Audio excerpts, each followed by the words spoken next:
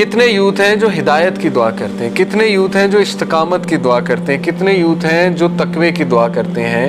یہ وہ چیزیں ہیں جو لانگ ٹرم میں فائدہ دیں گی. اور بھائی کیریئر رسک جو ہے, کئی لوگ میں نے دیکھے ہیں ان کا کیریئر اچھا ہے لیکن ذہنی طور پہ پاگل ہوئے ہوئے, ذہنی طور پہ سکون ہے ہی نہیں انہیں, ٹھیک ہے نا. جسمانی طور پہ وہ ختم ہو چکے ہیں 3 جابس کر کے, تو کیا فائدہ ہوا. اس لیے جس چیز کی ضرورت ہے اس کی دعا کریں, اس پہ غور کریں. اللہ کے نبی کی دعائیں آپ دیکھیں تو آپ حیران رہ جائیں گے کیا کیا مانگا ہوا ہے. آپ حیران ہوئیں گے میں نے تو کبھی چیز مانگی نہیں, میں نے تو اس میں کبھی غور ہی نہیں کیا, ٹھیک ہے نا, کیونکہ پرائیورٹی نہیں ہے. کچھ حالات آپ کو درپیش آ گئے ہیں تو اس میں سے صحیح بات اخذ کرنا, اس کو کہتے ہیں میکنگ دا رائٹ انٹرپریٹیشن, ٹھیک ہے. اس پر میں آپ کو ایک واقعہ سناتا ہوں بڑا مزے کا. اشفاق احمد لکھتے ہیں, واقعہ شاید فرضی ہے لیکن فرضی واقعات سے اگر ہم کچھ لیسن لرن کر لیں تو اس میں کوئی حرج نہیں. واقعہ ایسے ہے کہ ایک بادشاہ کی سلطنت تھی. اس سلطنت میں ایک شخص تھا, اس کے پاس ایک انتہائی نایاب گھوڑا تھا.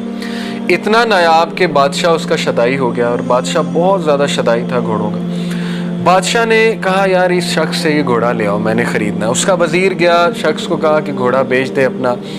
اس نے کہا کچھ اور مانگ لو لیکن گھوڑا یہ کہ بچپن سے میری اس کے ساتھ افیلیشن ہے, جذبات ہیں, بیٹوں کی طرح پالا ہے.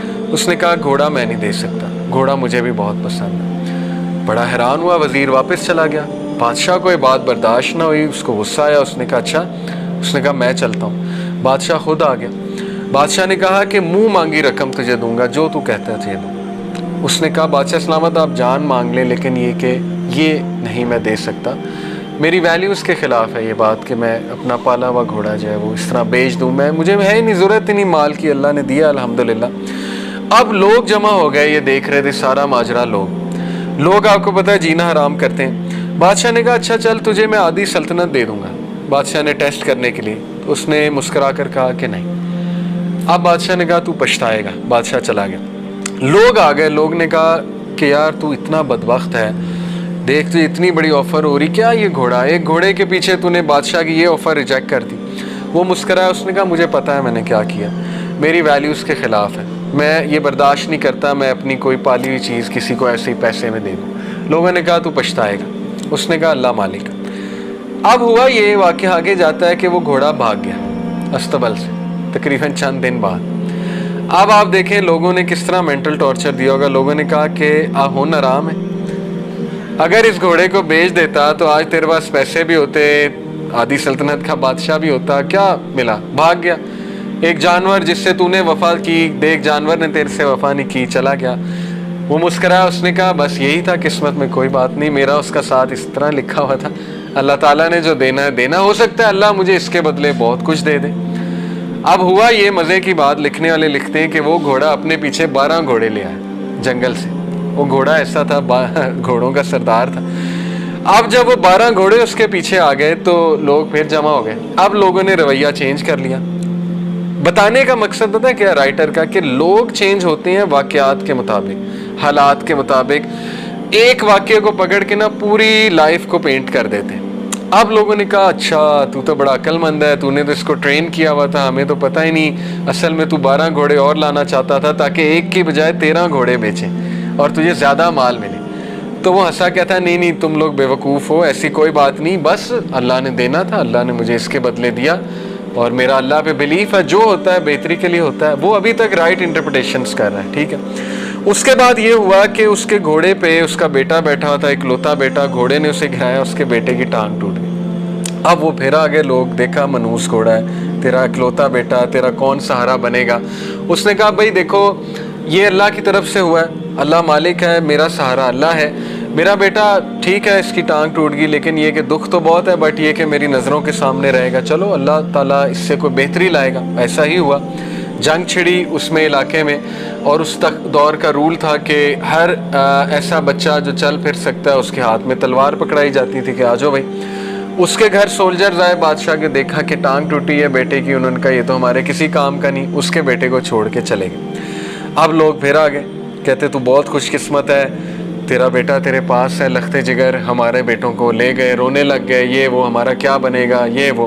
اس نے کہا I've had enough, تم لوگ ایک نمبر کے بیوقوف ہو، اور تم لوگوں کا مسئلہ یہ ہے کہ زندگی میں کوئی ایک حادثہ ہوتا ہے تم اس کو پکڑ کے کنکلوژن پہ پہنچ جاتے ہو اور پوری لائف پینٹ کر دیتے ہو، جبکہ ہر حادثے کا ایک مقصد ہوتا ہے۔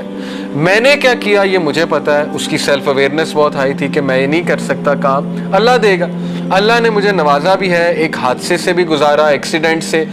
اب وہ گھوڑے کو بلیم کرنے لگ جاتا، یہ دکھ پکڑنے لگ جاتا کہ کاش میں یہ گھوڑا بیچ دیتا تو آج میرے بیٹے کی ٹانگ نہ ٹوٹتی، پھر تو وہ مارا گیا، پھر تو اس نے آگے بھی نہیں چلنا، نہ وہ بچوں کو پیار دے سکے گا۔ تو مسئلہ یہ ہے کہ ہم لوگ ایک پاسٹ کے واقعے کو بلیم کرتے رہتے ہیں کہ یار اس کی نہ بدعا لگ گئی ہو، اس کی وجہ سے نہ ہو گیا ہو، اس کے ساتھ میں نے ایسے کیا تھا، یہ نہ ہو گیا ہو، وہ نہ ہو گیا ہو۔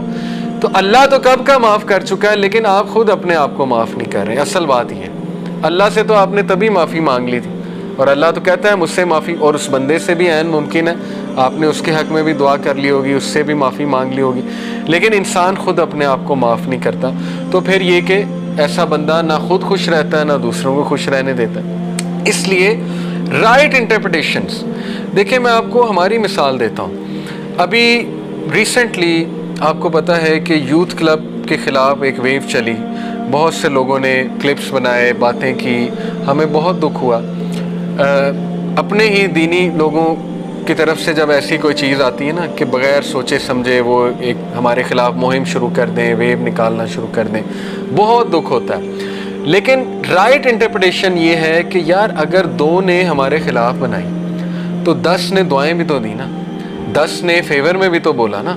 اگر ان 2 پہ دکھ لے کر بیٹھ جائیں، ان 2 پہ ہی ہم رونا پیٹنا شروع کر دیں تو ہم تو آگے کبھی نہیں بڑھیں گے۔ تو ہوتا کیا ہے کہ شیطان آپ کو صرف وہ 2 چیزیں دکھا رہا ہوتا ہے کہ یہ دیکھ یہ ہو رہا ہے۔ اس لیے ایسے موقع پہ جب بہت زیادہ جذبات حاوی ہوں، بہت ایموشنل ہوں، آپ بہت فرسٹریشن کا شکار ہوں، اس وقت اپنے آپ کو اس ایونٹ سے ڈس ایسوسیٹ کر کے تھوڑا سا نکل کے اس زون سے کچھ پازیٹیو چیزیں بھی دیکھیں، ضرور موجود ہوں گی وہ پازیٹیو چیزیں، اور رائٹ انٹرپریٹیشن کریں۔ اگر آپ سے نہیں ہو رہی، اسی لیے کہتے ہیں کسی عقل مند بندے سے بات کر لیں، ہو سکتا ہے وہ آپ کو دکھا دیں۔ اور ایسا ہی ہوتا ہے، کوئی آپ کے مخلص دوست ہوتے ہیں، اچھے دوست ہوتے ہیں، وہ آپ کو کہتے ہیں کہ یار نہیں، اگر ایسا ہو رہا ہے تو پھر ایسا بھی تو ہو رہا ہے نا، یہ بھی تو دیکھو نا، اس کی طرف بھی تو توجہ دو۔ اسی لیے کہتے ہیں نا اپنی نعمتوں کی طرف بھی تو دیکھو نا، وہ جو چند ایک چیزیں تمہاری زندگی میں چل رہی ہیں انہی کی طرف توجہ دی ہوئی ہے، اور اس کے بعد نعمتیں تو دیکھ ہی نہیں رہے ہم۔ اللہ نے صحت دی ہے، اللہ تعالیٰ نے لوگ محبت کرنے والے دیے ہیں، بہت سی چیزیں دی ہوں گی۔ تو میکنگ دا رائٹ انٹرپریٹیشن، بہت سمپل سی مثال ہے، رش میں آپ پھنسے ہوئے ہیں، اب ظاہر ہے نہ ہارن بجانے سے گاڑی نے اڑنا ہے، نہ گالی دینے سے گاڑی کو کوئی پر لگ جانے، ٹھیک ہے نا، نہ فیملی والوں پہ غصہ کرنے سے گاڑی کو اچانک پر لگ جانے اور آپ نے ٹریفک سے نکل جانا ہے۔ تو گاڑی تو پھنس گئی، اور اس میں قصور بھی آپ کا کوئی نہیں ہے، سرکل آف انفلوئنس سے باہر کی چیز ہے۔ اب لیٹ تو ہونا ہے، بجائے کہ پینک ہونے کے، غصہ ہونے کے، ٹھیک ہے نا، فرسٹریٹ ہونے کے، جہاں پہنچنا تھا انہیں میسج کر دو میں ٹریفک میں سٹک ہوں، اور ریلیکس ہو، ذکر کر لیں، اپنے آپ کو کام ڈاؤن کرنے کی کوشش کریں۔ اسی طرح کوئی بھی مسئلہ زندگی میں آ گیا ہے تو اس کی رائٹ انٹرپریٹیشن کرنا سیکھیں، سب سے پہلے اس کے بارے میں پازیٹیو سوچنا سیکھیں۔ یہ ایک ہیبٹ ہے، یہ ہیبٹ آپ کو